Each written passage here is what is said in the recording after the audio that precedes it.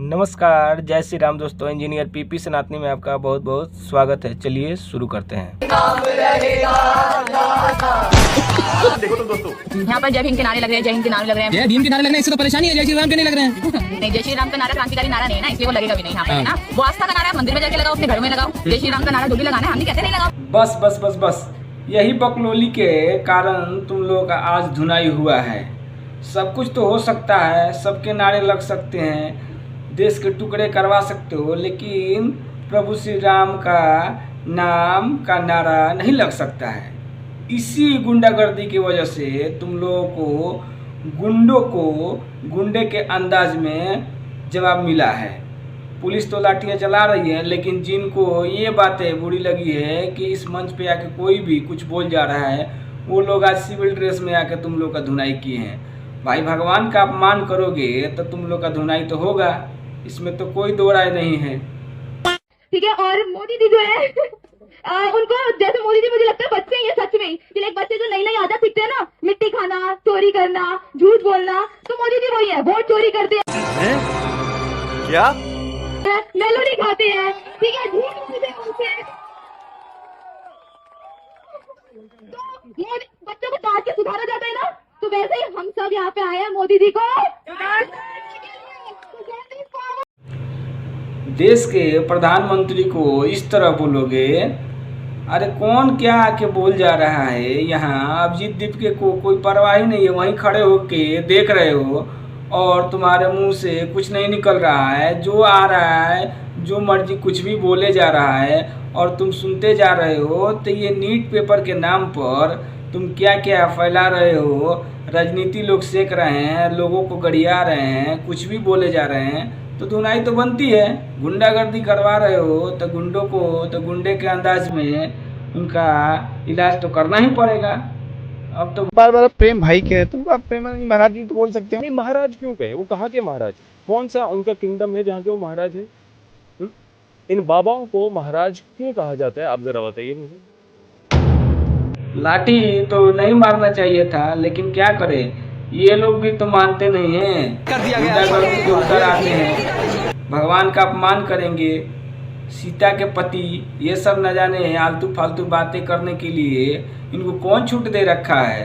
अगर ऐसे करोगे तो लोगों को बुरा लगेगा और लोग आकर तुम लोग का तो धुनाई करेंगे ही सिविल ड्रेस में। अब इसमें सरकार क्या कर सकती है? सरकार तो सिविल ड्रेस में नहीं है ना। वृद्ध आदमी को 16 दिन से भूखे पड़े हैं, यहाँ इनकी हेल्थ ऐसी क्रिटिकल कंडीशन में आ गई है। मतलब what is the need? As far as I feel the movement goes, I think that these are young students. I am sure Dharmendra Pradhan will गो।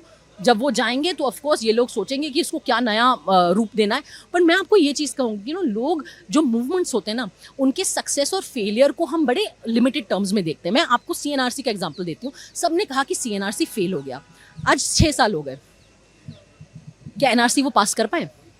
नहीं कर पाए। जहाँ पे उनकी ब्रूट फोर्स थी, CA उन्होंने घुसा दिया पार्लियामेंट में, लेकिन NRC जो मेन चीज़ थी जिससे होना था सारा, उन्होंने छोड़ दिया।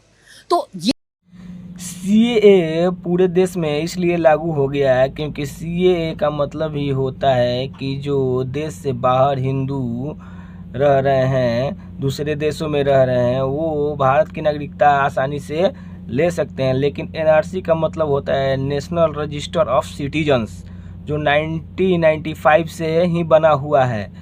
तो वो रजिस्टर में कौन कौन शामिल है, इसकी जांच करने के लिए एक रूल्स बनाया जाएगा। जैसे कि आधार कार्ड, पैन कार्ड दिखाकर आप नागरिकता अपना बता सकते हैं, मगर इसमें धांधली हो जाएगी। लोग फर्जी आधार कार्ड बनवा बैठे हैं तो वो लोग भी नागरिक बन जाएंगे। इसलिए इसको एक असम में लागू कर दिया गया क्योंकि वहाँ ज़्यादा ज़रूरत था, मगर पूरे देश में ये तब लागू होगा क्योंकि इसको एक अच्छे से नियम बनाया जाएगा और जो कार्ड बनेंगे, जो भी पहचान पत्र बनेंगे, वो एकदम लीगल वैलिड हो, जो कि कोई बनवा ना सके, सिर्फ देश के नागरिक ही बनवा सके। इसलिए ये सारे जगह लागू नहीं हो रहा है। लेकिन देखो चमचों को, और क्या ये लोग सोच रहे हैं कि पूरे देश में क्यों नहीं लागू हुआ।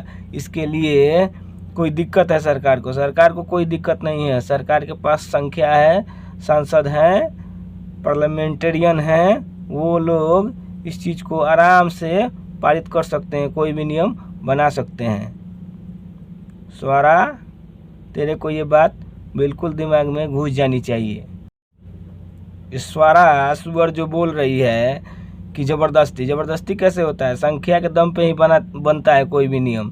तो जिसका संख्या होगा, जिसको लोग ज़्यादा सपोर्ट करेंगे, वही तो नियम बनाएगा। इसीलिए तो जनता वोट देती है और नेताओं को चुनकर भेजती है पार्लियामेंट में, लोकसभा राज्यसभा में। इसीलिए तो नेता जाते हैं कि वो जनता की आवाज़ बनेंगे। तेरा मुंह देखने के लिए तो नहीं जाते हैं ना, तो इसमें ज़बरदस्ती का सवाल क्या है?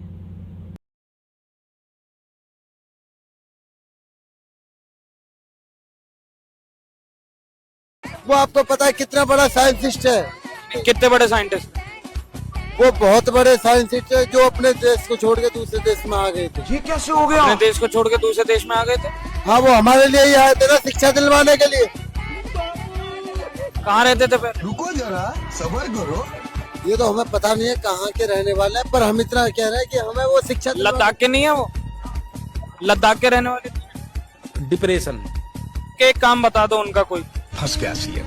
अगर हम करें तो करें क्या, बोले तो बोले क्या? एक किया हुआ काम, कोई इनोवेशन बता दो उनका। भारी मिस्टेक हो गया सर, एकदम ब्लंडर हो गया। कोई बात नहीं, टाइम ले लो, और नहीं है तो बता दो, कोई बात नहीं, बंद हो जाए, खत्म। ठीक। अरे वैज्ञानिक किसको कहते हैं, पहले ये भी जान लेना चाहिए। ये चीज़ें तो पता नहीं है। एक बार मैंने सुना था एक कहानी कि एक जाहिलों के गांव में एक ABCD तक सीख लिया, तो उसको लोग बोले कि ये इंग्लिश बोलता है। एक अंग्रेज आया, वो तो उसको सब आगे कर दिए कि भाई थोड़ा इंग्लिश बोल के दिखाना, तो वो A से Z तक पढ़ दिया।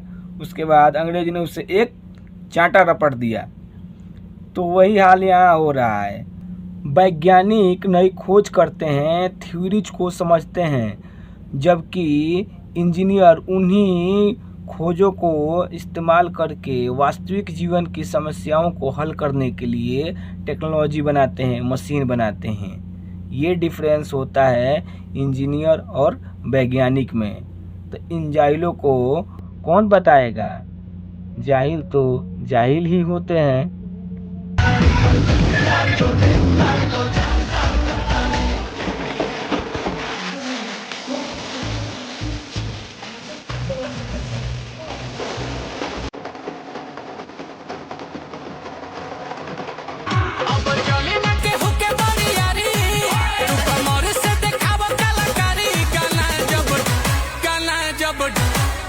जब डीजे पापा